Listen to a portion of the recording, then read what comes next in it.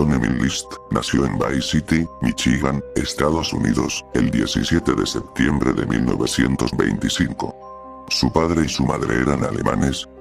Su padre, de John, un hombre estricto y creyente, inculcó a John desde niño la idea de que quien cometía una infracción debía ser castigado. Esto había quedado grabado en la mente de John. Llevado por la devoción de sus padres y siguiendo su ejemplo, John se hizo luterano y participó de las actividades de su iglesia. Se convirtió en profesor en la escuela dominical de su parroquia. Además de ser religioso, John decidió servir en el ejército durante la Segunda Guerra Mundial, donde alcanzó el rango de teniente. Una vez acabada la guerra, John decidió entrar a la Universidad de Michigan, estudiando la carrera de Administración de Empresas, especializándose en la rama de contabilidad. John vivió casi toda su adolescencia como un hombre tímido y de carácter retraído, lo que hacía que no tuviera muy buena relación social con otras personas. En 1951 conoció a su esposa, Ellen, quien anteriormente había estado casada. Poco tiempo después John y Ellen se casaron poco. Su vida en Westfield, Michigan, transcurrió en perfecta armonía. Tuvieron 3 hijos, Patricia, Frederick y John Jr. Se desempeñó como contador en una empresa. Consiguieron una inmensa casa victoriana, que tenía un amplio salón de baile. Nunca les faltó nada. Pero su feliz y lujosa vida no duró mucho tiempo. Tras 18 años de matrimonio, John List descubrió que su esposa padecía sífilis, la cual le había sido contagiada por su primer esposo. El tranquilo y religioso John tenía 45 años cuando todo comenzó a ir mal en su vida. Al tiempo, Ellen empezaba a sufrir demencia. Y John había perdido su trabajo, tenía una deuda de $11,000 de su hipoteca y obtenía fondos de las cuentas bancarias de su madre. Simplemente, no podía continuar pagando las deudas que había hecho sobre su gigante mansión. Su dinero no alcanzaba para cubrir su reservado pero muy cómodo estilo de vida. Sumado a lo económico, John se sentía desilusionado de su esposa Ellen. Ella se negaba a ir a la iglesia con regularidad y eso para John era un problema. Su hija, Patricia, que en ese entonces tenía 16 años, quería ser actriz, otra cosa que a John lo disgustaba ya que se alejaba de sus creencias religiosas. A medida que pasaban las semanas, John les dio 2 soluciones a sus problemas. Se podría declarar a sí mismo en bancarrota y podría buscar ayuda en las agencias de asistencia social, o encontrar una manera de continuar con su nivel de vida, lo que implicaba deshacerse de su familia. Ante la vergüenza que implicaba para John la primera opción, se decidió por la segunda, lo que para él significaba enviarlos a todos al cielo. A John lo mortificaba el destino de las almas de su esposa y de sus 3 hijos. Estaba especialmente preocupado por el alma de su hija mayor, Patricia, quien mostraba poco interés en acudir a la iglesia. Era una actriz de teatro, que fumaba marihuana y creía en la brujería. John List tenía miedo de que si no hacía algo, estaría violando las enseñanzas de su autoritario padre, quien insistió que todo daño debe ser reparado. John List planeó todo con frialdad. Él vació su cuenta bancaria y la de su madre, quien para entonces vivía con ellos en el ático de la inmensa casa. El 7 de noviembre, John List avisó a la escuela de sus hijos que se irían de viaje a Carolina del Norte durante varias semanas. También comentó lo mismo con los vecinos. Le dijo al cartero que guardara sus pertenencias. Vació todo del frigorífico, al igual que apagó todas las luces de la casa. Había dejado todo en orden para no levantar sospechas. Consiguió un revólver calibre 22 y rescató la pistola Steyr de 9 milímetros de su padre. El 9 de noviembre de 1971. John List cargó su pistola 9 milímetros y su revólver calibre 22. John le disparó a su esposa Ellen en la espalda y arrastró su cuerpo hasta la sala de baile. Fue hasta el 3er piso y le disparó a su madre de 85 años. John quería llevar el cuerpo de su madre hasta abajo, al salón de baile, pero era muy pesado. Decidió poner el cuerpo de su madre en un ropero, pero encontró que el peso muerto era difícil de manipular. John condujo hasta el colegio secundario de Westfield, donde recogió a su hija de 16 años, Patricia, quien la mató entrando a la casa, con un solo tiro en la espalda. Cargó su cuerpo de Patricia hasta la sala de baile y lo ubicó en un saco de dormir al lado del cuerpo de su madre. Su hijo Frederick, de 13 años, fue recogido en su empleo, a donde iba después del colegio. Una vez en la casa, también le disparó en la espalda, a quien metió en un saco de dormir en la sala de baile. John Jr., el hijo mayor de 15 años de edad, estaba jugando un partido de fútbol. John List preparó el almuerzo y luego fue a ver jugar a su hijo. Al terminar el partido, lo llevó a casa y le dio de comer. Comió con él y conversaron. Al terminar, le disparó una vez en la parte posterior de la cabeza. John Jr. cayó al piso, pero no murió. John Jr. empezó a convulsionar, y List le disparó de nuevo. El chico seguía vivo.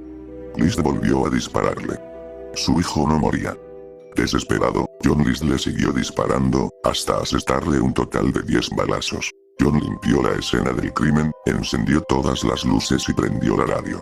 Guardó la comida en el refrigerador, lavó, secó y acomodó los platos, y limpió la casa.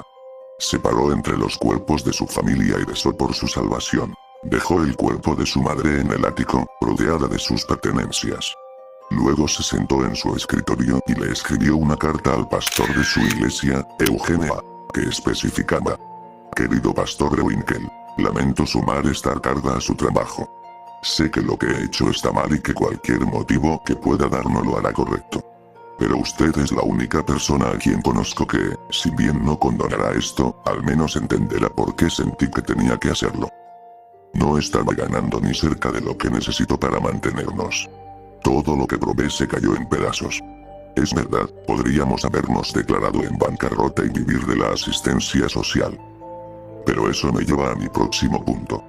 Sabiendo el tipo de lugar en el que tendríamos que vivir, además del ambiente para mis hijos, más el efecto que tendría sobre ellos estar viviendo de la asistencia social, era más de lo que pensé podríamos tolerar.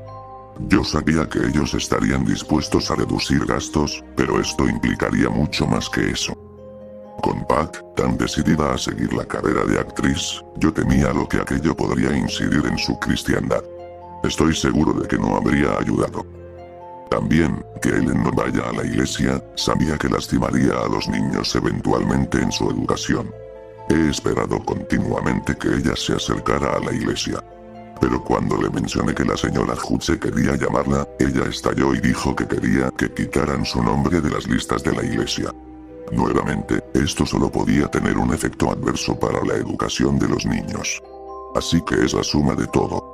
Si alguna de estas condiciones no existieran, podríamos haberlo superado. Pasaron las semanas, y los vecinos comenzaban a sospechar de la ausencia de la familia, por lo que decidieron llamar a la policía. El jefe James Mora dijo: forzamos la puerta trasera y caminamos a través de algunos cuartos hasta la sala de baile. El olor era terrible, y allí estaban 4 cuerpos prolijamente acomodados en fila. Estaban ennegrecidos y parcialmente descompuestos. Una búsqueda nacional se puso en marcha. Su Chevrolet Impala fue encontrado, el 7 de diciembre, 2 días después del descubrimiento de los cuerpos de su familia, estacionado en el aeropuerto John F. Kennedy, pero no había constancia de que hubiera abordado ningún vuelo. Durante meses, la policía revisó cientos de pistas sin resultados. Poco a poco, el interés en el caso fue diluyéndose. Sin pistas, la policía terminó por archivar el caso. John List, aparentemente, había cometido, no 1, sino 5 crímenes perfectos. Pasaron así 18 años y se fueron olvidando de los crímenes. List se construyó una nueva identidad, la de Robert Paul Peter Clark. Había elegido el nombre porque pertenecía a uno de sus compañeros de clase, quien más tarde declaró que nunca había conocido a List. Durante un tiempo se ganó la vida trabajando como cocinero, pero en 1977 gravitó a su profesión original como contable. Pronto estaba ganando $400 por semana. Conoció a su segunda mujer, Dolores, en un encuentro de la iglesia luterana. El callado e introvertido Robert era un marido bueno y devoto. En 1985, una amiga le mostró a Dolores Clark un artículo sobre un antiguo asesinato en Nueva Jersey. La foto de John List, que acompañaba el relato, tenía un leve parecido con su marido Robert. Dolores se desentendió de todo el asunto pensando que era absurdo. En 1988, los Clark se mudaron a Richmond, Virginia. Robert Clark concurría a los servicios luteranos, trabajaba en su jardín, miraba televisión y se apasionaba con el trabajo con madera. Hasta que un día la tecnología cambió todo. En 1989, la policía de Nueva Jersey se acercó a los productores de la serie de televisión America's Most Wanted, debido a los buenos resultados que habían obtenido en la búsqueda y captura de fugitivos. Les propusieron dar a conocer el caso de John List. Se trataba del caso sin resolver más antiguo que se hubiera transmitido en el programa. El escultor forense Frank Bender, trabajando con fotos de 18 años atrás de List, produjo un modelo de la cabeza del hombre buscado. Bender, ingeniosamente, llegó al increíble y coincidente aspecto de List, envejecido 18 años. Como era de esperarse, la misma vecina que le había mostrado a Dolores Clark el periódico 3 años atrás, reconoció la cabeza esculpida. Hizo que un pariente llamara al programa. John List fue rastreado hasta la empresa de contabilidad de Richmond. Robert Clark negó ser el hombre buscado, pero la huella registrada en una vieja ficha del ejército, archivada en Washington, probó que era John List. En mayo de 1990, John List, de 64 años de edad, enfrentó un juicio por asesinato, casi 2 décadas después de haber eliminado a su familia entera. Fue hallado culpable de los 5 asesinatos y fue sentenciado a 5 cadenas perpetuas en prisión. List nunca expresó ningún remordimiento por sus crímenes. En una entrevista realizada en 2002 con la reportera Connie Chung, ella le preguntó por qué no había tomado su propia vida, y List respondió que creía que el suicidio le impediría llegar al cielo, donde esperaba reunirse con su familia. John List murió el 21 de marzo de 2008, por complicaciones de neumonía a los 82 años de edad, en la cárcel de Trenton, Nueva Jersey. Fue enterrado junto a su madre,